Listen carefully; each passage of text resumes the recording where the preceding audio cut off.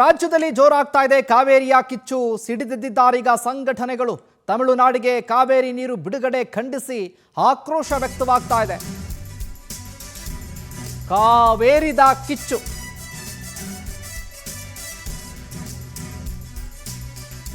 ಇಂದು CWRC ವಿರುದ್ಧ ಕನ್ನಡ ಪರ ಸಂಘಟನೆಗಳು ಹೋರಾಟವನ್ನ ಮಾಡ್ತಿದ್ದಾರೆ. ಫ್ರೀಡಂ ಪಾರ್ಕ್ನಲ್ಲಿ ಕರವೇ ನಾರಾಯಣಗೌಡರ ಬಣದವರು ಪ್ರತಿಭಟನೆಯನ್ನು ನಡೆಸುತ್ತಿದ್ದಾರೆ. ಮೈಸೂರು ಬ್ಯಾಂಕ್ ಸರ್ಕಲ್ನಲ್ಲಿ ಪ್ರವೀಣ್ ಶೆಟ್ಟಿ ಬಣ ಹೋರಾಟವನ್ನು ಮಾಡ್ತಾ ಇದೆ.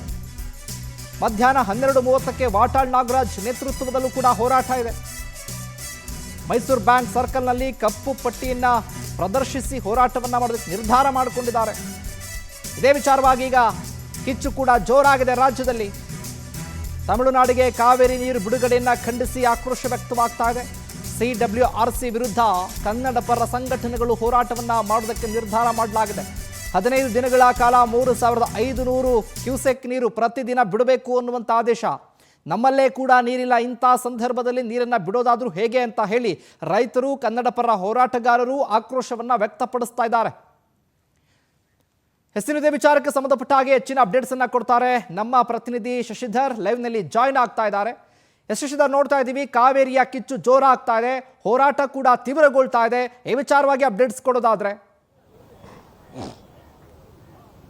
ಶಿವಕುಮಾರ್, ಒಂದು ರೀತಿ ಕರ್ನಾಟಕ ಮತ್ತು ತಮಿಳುನಾಡಿನ ಪರಿಸ್ಥಿತಿ ಯಾವ ರೀತಿಯಾಗಿದೆ ಅಂದರೆ, ಆಗ ಏನು ಹೊಟ್ಟೆಗೆ ಇಟ್ಟಿಲ್ಲ ಅಂದ್ರೂ ಕೂಡ ಜುಟ್ಟಿಗೆ ಮಲ್ಲಿಗೆ ಹೂ ಬೇಕು ಅನ್ನೋ ಒಂದು ರೀತಿ ಅಂತ ಗಾದೆ ಮಾತಿನಂತಾಗಿದೆ. ನಮ್ಮ ಹತ್ರ ನೀರಿದ್ರೆ ಎಷ್ಟು ಬೇಕಾದ್ರೂ ಕೊಡ್ಬೋದು. ಸರಿಯಾಗಿ ಮಳೆ ಬಂದರೆ ಜಲಾಶಯಗಳು ಇಷ್ಟೊತ್ತಿಗೆ ಆಗಲಿ ತುಂಬಿ ಎಲ್ಲ ಕಡೆಯೂ ಕೂಡ ಬಾಗಿನ ಅರ್ಪಿಸುವಂಥ ಕೆಲಸವನ್ನು ಮಾಡಬೇಕಾಯ್ತು ರಾಜ್ಯ ಸರ್ಕಾರ. ಆದರೆ ಇದುವರೆಗೂ ಕೂಡ ಒಂದೇ ಒಂದು ಜಲಾಶಯ ಕೂಡ ಬಾಗಿನ ಅರ್ಪಿಸೋದಕ್ಕೆ ಸಾಧ್ಯವಾಗಲಿಲ್ಲ. ಯಾಕಂದರೆ ನಿಗದಿತ ಪ್ರಮಾಣದಲ್ಲಿ ನೀರು ಬಂದಿಲ್ಲ. ಈ ಕಾರಣದಿಂದಾಗಿ ಎಲ್ಲ ಜಲಾಶಯಗಳಲ್ಲೂ ಕೂಡ ಆ ನೀರೆಲ್ಲ ಆರಂಗಿ ಆಗಿರ್ಬೋದು, ಈ ಆಲ್ಮಟ್ಟಿ ಆಗಿರ್ಬೋದು, ಹೇಮಾವತಿ ಆಗಿರ್ಬೋದು, ತುಂಗಾ ಭದ್ರಾ ಆಗಿರ್ಬೋದು, ಯಾವುದ್ರಲ್ಲೂ ಕೂಡ KRS ನಲ್ಲಿ ಕೂಡ ಕೇವಲ ಇರೋದೇ 4 TMC ನೀರು. ಅದರಲ್ಲೂ 4 TMC ನೀರನ್ನು ತಮಿಳುನಾಡಿಗೆ ಬಿಟ್ಬಿಡಿ ಅಂತಂದ್ರೆ ಎಲ್ಲಿಂದ ಬಿಡೋದು? ಈಗಾಗಲೇ ಬೆಂಗಳೂರಿನಲ್ಲಿ ಕುಡಿಯೋ ನೀರಿನ ಸಮಸ್ಯೆ ಪ್ರಾರಂಭ ಆಗಿದೆ. ಮಂಡ್ಯ, ಮೈಸೂರು, ರಾಮನಗರ, ಚನ್ನಪಟ್ಟಣ, ಬಿಡದಿ ಭಾಗದಲ್ಲಿ ಇದುವರೆಗೂ ಕೂಡ ಯಾರು ಕೂಡ ಬೆಳೆ ಕೂಡ ಬೆಳೆಯೋದಕ್ಕೆ ಸಾಧ್ಯವಾಗ್ತಾ ಇಲ್ಲ. ಇನ್ನೂ ಇದೇ ವಿಚಾರಕ್ಕಾಗಿ ಹವಾಮಾನ ಇಲಾಖೆ ಯಾವಾಗ ಮುನ್ಸೂಚನೆ ಕೊಟ್ಟು ಆ ತಕ್ಷಣ ರಾಜ್ಯದ ಮುಖ್ಯಮಂತ್ರಿಗಳು ಕೂಡ ಮನವಿಯನ್ನು ಕೂಡ ಮಾಡಿದ್ರು. ರೈತರ ಹತ್ರ ನಿಮ್ಮ ಹತ್ರ ನೀರಿದ್ರೆ ಮಾತ್ರ ಬೆಳೆಗಳನ್ನ ಬೆಳೆದುಕೊಳ್ಳಿ, ಇಲ್ಲಾಂತಂದ್ರೆ ನೀರಾವರಿ ಜಲಾಶಯಗಳನ್ನು ನಂಬಿಕೊಂಡು ಯಾರು ಕೂಡ ಬೆಳೆಗಳನ್ನ ಇಡೋದಕ್ಕೆ ಹೋಗಬೇಡಿ, ಯಾಕಂದ್ರೆ ಮಳೆ ಬಂದಿಲ್ಲ, ಯಾವ ಜಲಾಶಯ ಕೂಡ ನೀರಿಲ್ಲ ಅಂತ.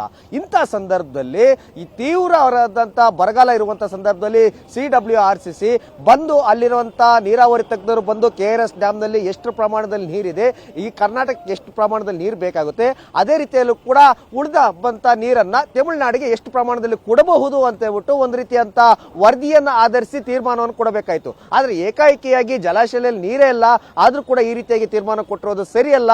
ನಾವು ಯಾವುದೇ ಕಾರಣಕ್ಕೂ ಕೂಡ ನೀರನ್ನ ಒಂದು ಇಂಚು ನೀರನ್ನು ಕೂಡ ಬಿಡೋದಕ್ಕೆ ರೆಡಿ ಇಲ್ಲ ಅಂತ ಹೇಳ್ಬಿಟ್ಟು ಕನ್ನಡ ಪರ ಹೋರಾಟಗಾರರು ಇವತ್ತು ತಮಿಳುನಾಡು ಮತ್ತೆ CWRC ವಿರುದ್ಧ ಪ್ರತಿಭಟನೆಯನ್ನ ಮಾಡೋದಕ್ಕೆ ಮುಂದಾಗಿದ್ದಾರೆ.